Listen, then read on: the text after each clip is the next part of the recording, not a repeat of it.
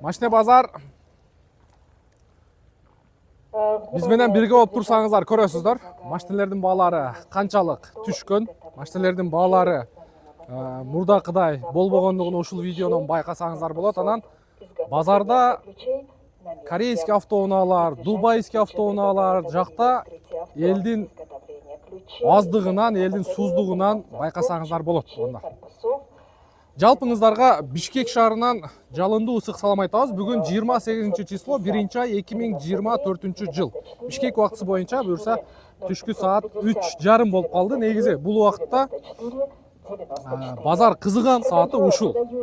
3төн кийин базар кызыйт. Себеби эртең менен баары машиналерди жанталашып, карап, анан абедтен кийин уже вывод чыгара баштайт. Жайлуураак олтуруп алыңыздар. Алдыңыздарга суу коюп алыңыздар, чай коюп алыңыздар ысыгыраак. Мен силерге жакшылап корейский автоунаалар боюнча көргөзүп бергенге аракет кылайын. Анан көңүлүңүзгө жакса телефон номерлерди жаңыртабыз. Ошол жактан чалып, байланышып көрө бересиздер. Мен аты жөнүм Нурмбет Махаматалиев. Бүгүнкү күндөн баштап буюрса Москвада биздин реклама жарнама жандана баштады. Буркей YouTube каналыны Москвада Гүлжигит деген инибиз алып барат. Толугу менен Москвага өткөзүп бердик буюрса. Экранга телефон номер коюп коебуз. Ошол Гүлжигитке байланышка чыгып, Москвада 10 күн бою автоунаа сатармандар үчүн бекер кызмат кылууну туура көрдүк туугандар. Даяр болсоңуздар кеттик анда. Kia K5тен баштайбыз. Күмүш түстө. Мен билишим боюнча бул машинадагы 3-4 базардан бери турат. Автоунаанын чыгарылган жылы 2018, 2 объем газ, $13.500 коюлган. Телефон номери 0702 04 63 27. Машинанын киндиги кесилген бойдон. Киндиги кесилген бойдон наклейкалары менен $13.500 турган. Дагы бир нерсени мен силерге баса белгилеп видеонун башы менен айтып коём. Кореядан эгерде сиздер дагы автоунаа алдырууну көздөп аткан болсоңуздар, кассемди өткөзүп коелу. Автоунааны алдырайын деп аткан болсоңуздар, мына ушул машиналар сиздер 2018 Kia K5тер ушул машиналардын Кыргызстанга келип турган баасы $11.000 плюс-минус. Бир 300, 400, $500 чейин плюс-минус ойноп калышы мүмкүн. Базардагы баасын өзүңүздөр көрдүңүздөр. Кеттик, кийинки автоунаабыз. Бул да бизден 09 Ысык-Кульский.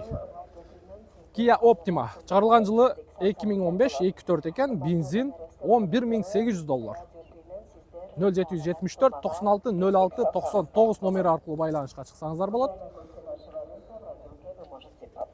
Андан кийин Chevrolet Spark чыгарылган жылы 2020, кыймылдатыштын көлөмү 1, автомат коробка экен. Заводской краска дейт, $7.500 коюлуптур. 0998 09 81 84 номери аркылуу байланышка чыгасыздар. Көрдүңүздөр, ушундай Sparktар 1 ай мурда, 1,5 ай мурда баалары $8.000, $9.000 тегереги болчу. Эми ал убакта Россияга жакшы тартып аткан, бирок баалары дагы бир $1000 чейин түшкөн.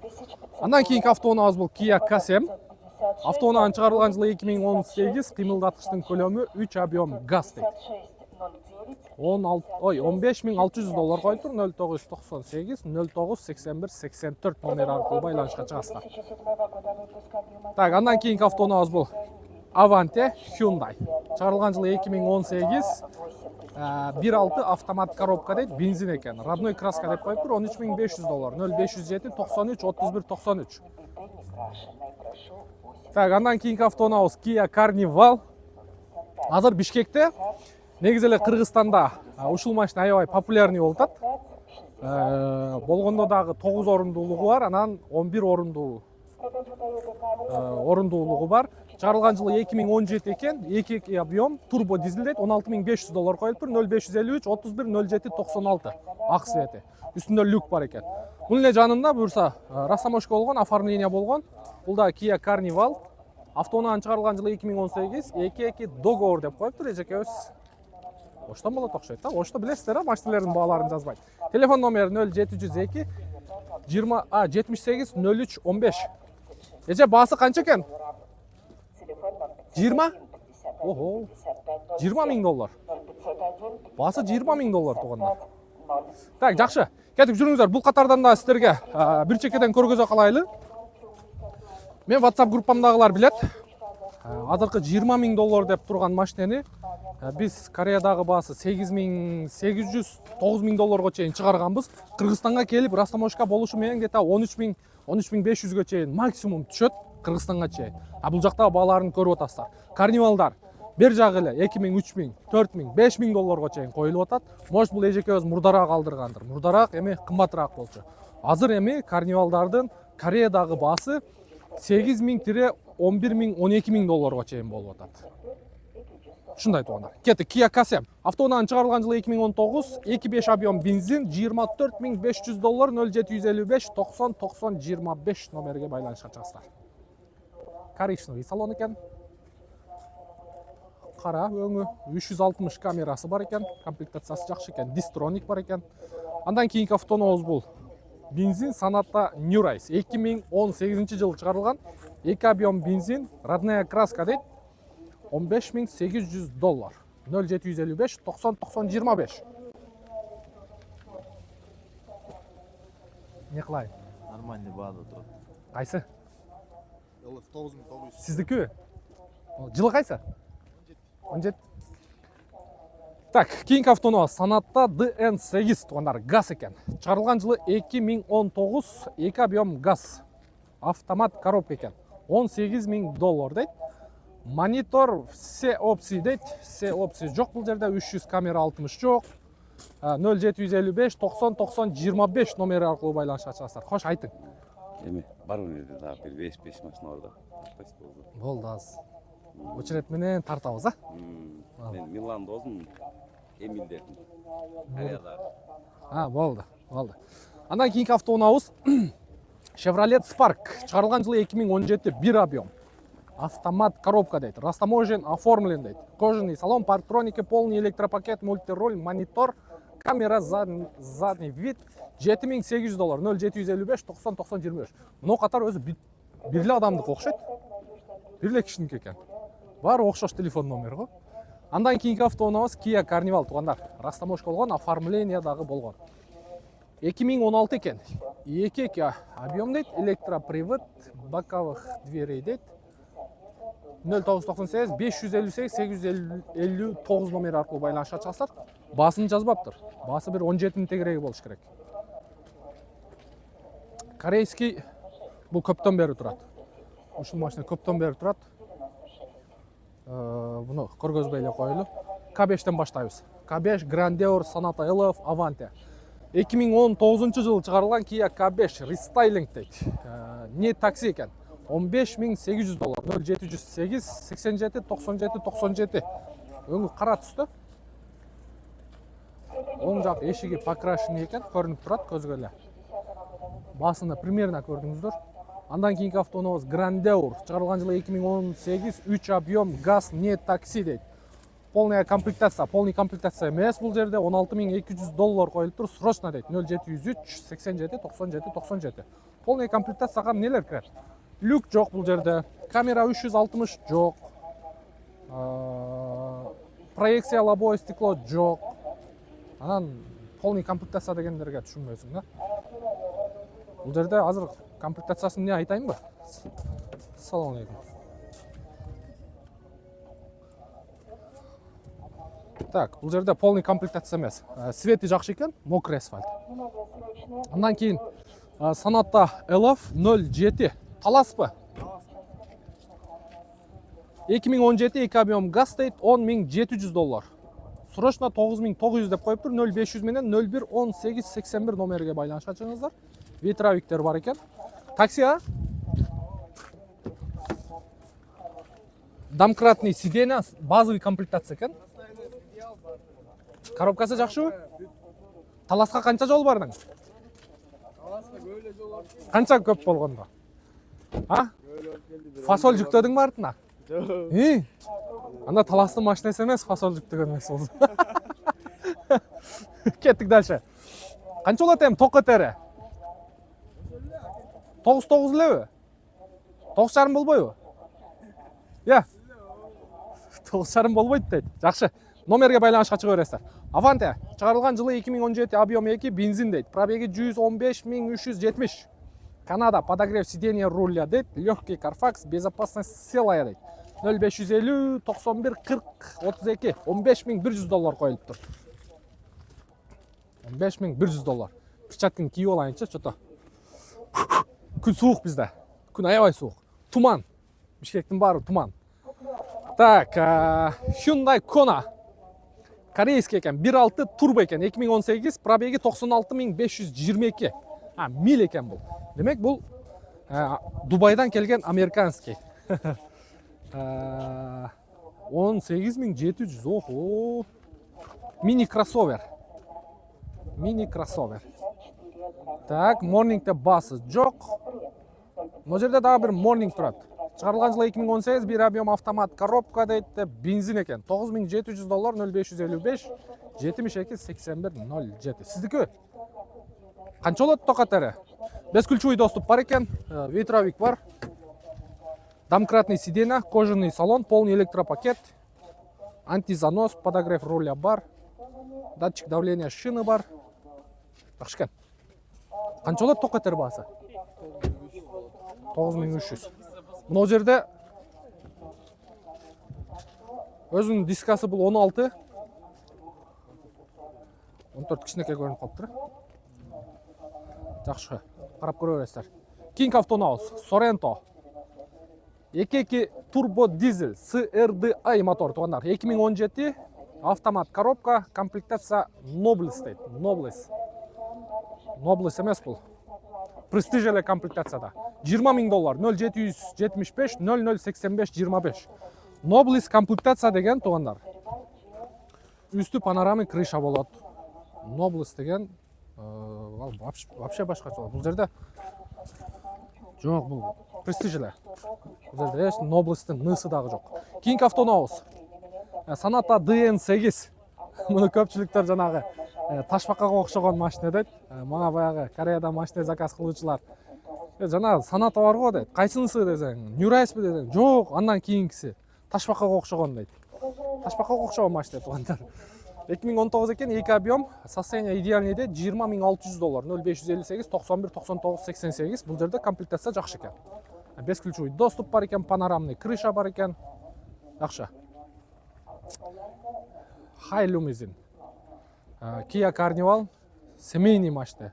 Бізде Қырғызстанға мындай көп балалы үйлерге, же болмаса үйінде ақсақалы бар, туған урығы көп мекендештер болса, мынакей машинаның зор ушул, экономичный. 2.2 турбо дизель, вообще бомба моторы. И салону дағы өте кенен болады. 2017 2.2 дизель дейді, состояние идеальный дейді. Полный родной краска екен, $24.000 қойып тұр, 0508 мен 50-50-24. Бұның içinde, машина ашық екен, машина ашық екен, кеңіздер. İçki, бұл электрический да. Бұның içinde өте жағында телевизорға чейін болады. Bir қатар көргізіп қойылып, бұл жерде задний блок управления, еменеки.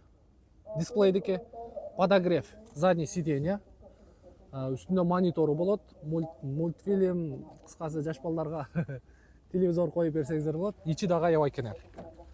Светлый салон екен. Полный электропакет. Бұл жерде, бисмилля, кнопка старт-стоп бар екен, подогрев обдув передний сиденья, монитор, подогрев руля, эко-режим и парктроник туғандар. Ичи аябай екен. Сенкі? Қанша олады әмі? 23. Полный заводской краска? Полный заводской. Обмен вариант болу? Болады, үй болды. Үй болса. Кімнің досымын дедіңіз? Мирлан. Жалабат? Жалабат. Болды. Ассаламу алейкум, Нуркайжи каналының көрушілері. Біз Кореядан машина алып келеміз, өзі ташимыз. Мирлан не үшін сенен заказ қылып аданын? Қылып отырды Мирлан, қылып атады. Қылып атау? Қылып атады. Мирлан деген досымызға 2 Kia K5 алдырып бергенбіз мұнандайдан. Уже сатты болуш керек. Екеуін тең сатты. Через Владивосток айдап келген. Үйге обмен болады. Обмен болады. Бұл да бар. Егерде үйіңіздер болса, жеріңіздер болса, пожалуйста, хай лимузин дейін, не дейді? Лимузин, хай лимузин. Так, Kia K5. Дубай бұл. Корея бұл? Корея екен, Kia K5, мынау машинені максимальный десе болады. 1.6 бензин, пробеги 63 000 оригинал, автомат коробка, без вложения, кондиционер подогрев сидений дейді, растаможен не оформлен дейді. Максимальный комплектация. Так, поворотниктер мына жерден күйеуі. Фарам не эме болып қалған? Бара эме. Ушул жерде сындыр болуп да. Мына жерден. Жазап берет. Фотоп берет. Мында ақса суу кетет да. Сындыр болбай, ана. Поворотнигі момындай күйет. 360 камера бар, люк бар, проекция лобовое стекло бар. В общем, жоқ нәрсе өзі жоқ бұл жерде. Kia K5'tin мындай айтканда корроз ушул машина. Кап-кара же аппак болсо будан сонун көрүнмөк. Так, кеттик кийинки автоуну алабыз. Kia Morning 07. Бул да талаский экен. 2017 бир объем. $8,000 срочно. 0508 50 50 24. 50 50 24. 8,000 тазасы бул. Таза 8,000. Кайра айтып коеюн. 8,000 тазасы болор жери. Срочный. 7,5 болбойбу? Жок, тазасы эле. 8,000 экен. Андан ары деше никуда дышать дегендей да. Такалып калган, бетонго чабылып калган жери. Азыр кандай болуп атат базар, ошону айтчы. Азыр базар айым ар кандай. В основном январь өзү мертвый сезон, февраль мертвый сезонда. Өзүңөр деле билесиңер, базарда жүрөсүңөр. Пакен болот куда кала, шүгүрөм, шүгүрдейсте болгон нерсеге. Ооба, шүгүр кылса баары жакшы болот. Бир ай болгону бир ай чыдап туруңуздар, анан машиналер анын акырынан сатыла баштайт. $8,000 окончательный баасы. Кетип жүрүңүздөр, бул жакта дагы машиналер бар экен. Ана? Мына жерде. Грандеурлордун бааларын сиздерге көрсөтөйлү. Мына Kia K7. Автоунан чыгарылган жылы 2017, 3 объем газ, свежий дейт. $16,600, 0700 17 03 98 экен. Резинасы кышкы экен. Ичинде бир катар көргөзүп коелу. Такси кызматында болгон. Бесключевой доступ бар, полный электропакет, кожаный сиденье электропривод менен, подогрев автоводительский сиденья, автохолд бар экен, драйв мод 3 режимде, мультируль, круиз контроль, задний вид камера, монитор, двухзонный климат контроль. Арт жагы боюнча машина состояниясы жакшы экен бирок. Так, Grandeur. Өзү Solaris менен Rio'нун мотору, коробкасы мындай бир болот. И ходовой часть дагы бир болот. Мына K7 менен Grandeur. Экөөнкү кудум ошол Solaris Rio'нкундай эле. Мотор, коробка бир эле. Запчасы дагы бир эле. Болгону мындай сөөгө эле башка. Ушундай. Так, Grandeur. Чыгарылган жылы 2017, 2.4 объем, бензин, свежий перегон дейт. $17,500 0700 менен 17 03 98 экен. Так. Андан кийинки автоунабыз Sorento. Полностью в родном окрасе дейт. 2018, 2 объем, пробеги 142 000 оригинал деп коюптур. Автомат 8-ступенчатый дейт. Состояние идеальное, без вложения, подогрев сидений, центральный замок, кондиционер бар экен, 0777 111 770, $20,500 плюс торг дейт. Машина жабык окшойт, Жабык экен. Жүрүңүздөр, бул жактан K5 көрсөтөйлү. Мына машинанын свети кандай? Комментарийге жазып коюңуздарчы. Бекболот, монун өңү кандай?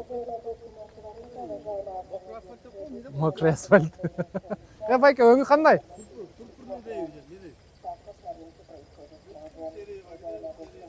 Өңү кандай?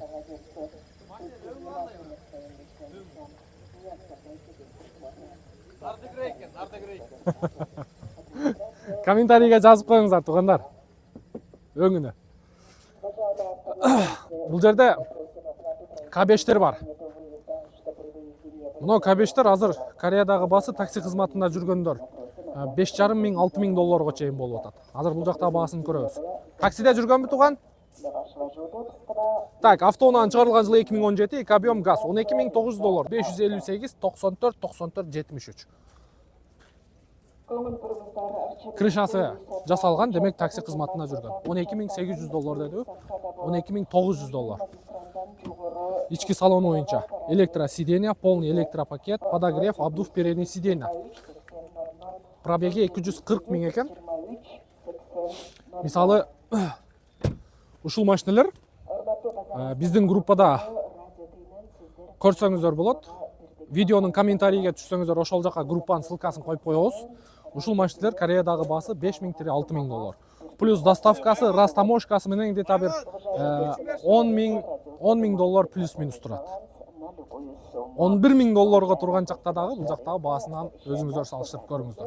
Албетте состояниясына жараша болот. Анын баарын өзүңүздөр карап көрөсүздөр. Полный фото, видео отчет биз сиздерге алдырып беребиз. Анан доставкасын дагы сүйлөшүп контейнерге жүктөтүп беребиз. Анан мына катарда да 3-4 машинаны көргөзүп өтөйлү. Kia K7 автоунан чыгарылган жылы 2017, 3 объем газ, 178 миң оригинал пробегде, 100% родной окрас дейт, кореец экен. $16.000, 0999 69 69 92. Бул машина дагы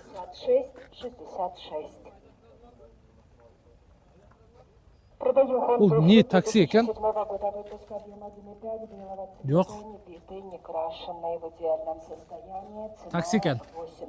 Мындай караганда билинет үстү жагы.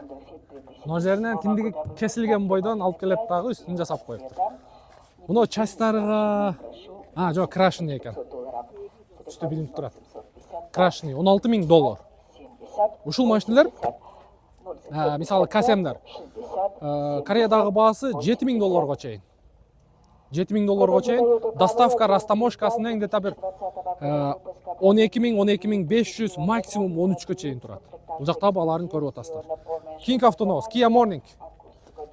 Чыгарылган жылы 2018, 1 объем дейт. Автомат коробка экен. $9.500, 0709 66 62 51. Номер аркылуу байланышасыздар. Бескүлчүй доступ бар. Серебристый экен.